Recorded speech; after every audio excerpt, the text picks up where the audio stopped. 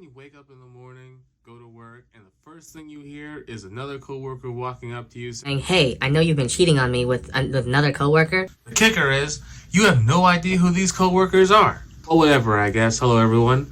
Welcome to Yasa Tales. It is I, Yasa, from Yasa Tales. Can you see me more? I'm here to tell you the magical story, well, at least part one, of how I quit my last job. I hated this job. Well, that's not really the right choice of words. I loathed this job. But I wasn't alone. I also had another coworker named, we're gonna call him Devin. Devin and I got into a bit of a routine. We'd come into work, clock in, and then we would just, on the dot, complain about what we hated about the job. It was either the coworkers, like the new coworkers, or the bosses, or whatever was going on. And I'll be real with you. There were some legitimate reasons to actually hate this place.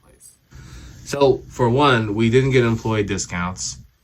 Two, if we ever wanted like something to drink, we never were able to get a cup unless we paid for it.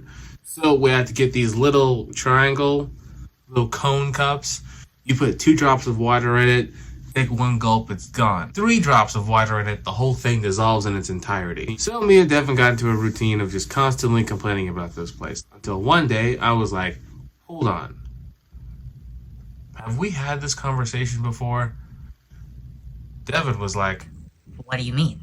I said, what's the point of all of this? He looked at me, he said, I have no idea what you're talking about. I said, all we do is going through this endless cycle of just constantly complaining. Then at the end of the day, we're just coming to work tomorrow. So I said to Devin, hey, you and I both hate this place, so let's do something about it.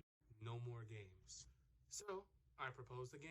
Let's see who can apply for more jobs, get a solid interview, and then quit this place. And our deadline is the end of the year. Devin nodded and was ecstatic. He was like, hell yeah, this is our year, man. After that, we were on a roll. Day and night, we would be applying for job after job after job. Didn't matter what it was, as long as the pay was good and the schedule was flexible. Even my lunch break, I didn't eat. I would just apply for more jobs. Then at the end of all of that, me and Devin would just report back to each other. But pretty soon, management got wind of our plan. Me and Devin both being foundational employees of the whole store, and honestly some of their best, they weren't gonna let us go.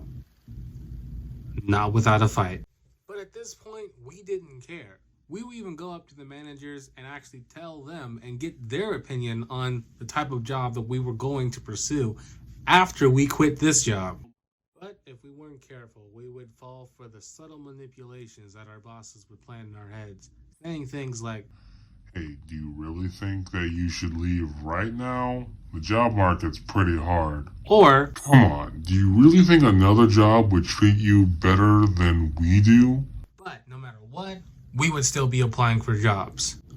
Until I realized I actually got to Devin. It was a pretty normal afternoon. The sun was shining, business was, well, not really booming as usual, but everyone was just minding their business. Until the manager came out of his office.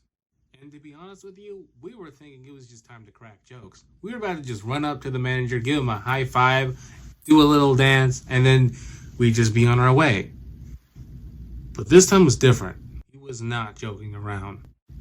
We just surveyed the room, looking over each and every one of us, until his eyes finally landed on Devin. And he said, Devin, it's nice to see you today. Do you mind if we speak in my office?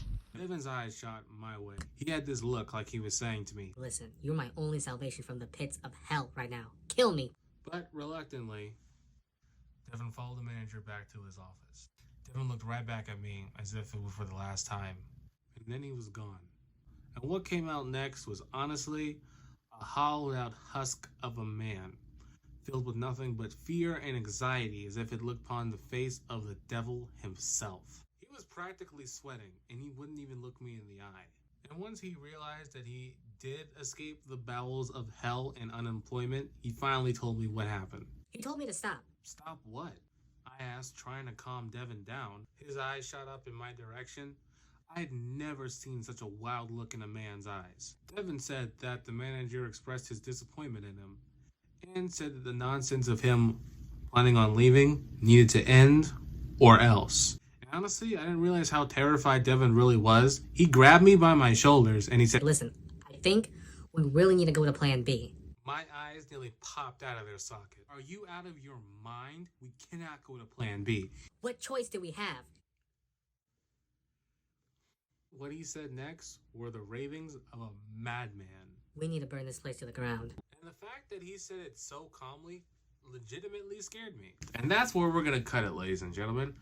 I will see you all next week for the part 2 ending of this video. Do you know what the crazy thing of all of this is? I'm not even wearing pants right now. Until next time, it is I, Yasa, from Yasa Tales, signing off.